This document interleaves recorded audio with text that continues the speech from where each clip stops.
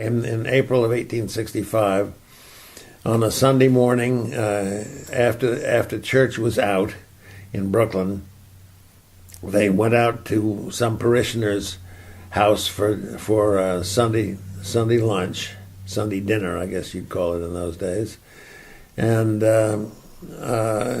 this was common practice. I guess the ministers were invited, and their families were invited from house to house as the weeks went by.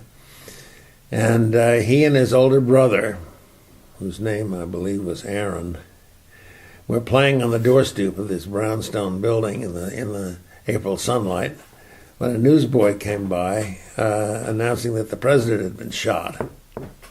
And which president was that? Abraham Lincoln in Washington in April of 1865. And he was shot on a Saturday night and he died on Sunday. And my grandfather remembered running back into the house to tell all the grown-ups of this event.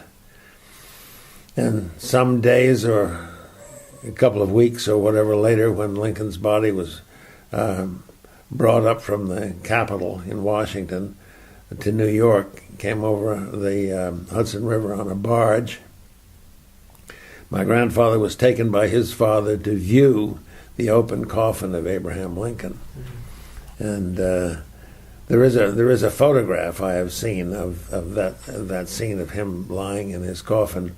I think it was in Old City Hall, up a little flight of stairs, and the viewers would walk up the stairs, view the body, and then walk down the stairs on the other side.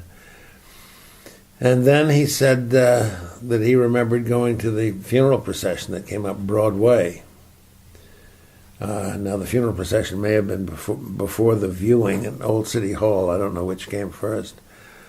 But my grandfather said that he remembered that the only sounds that he could hear were the horses' hoofs, the muffled drums, and women crying. And that stuck with him all his days.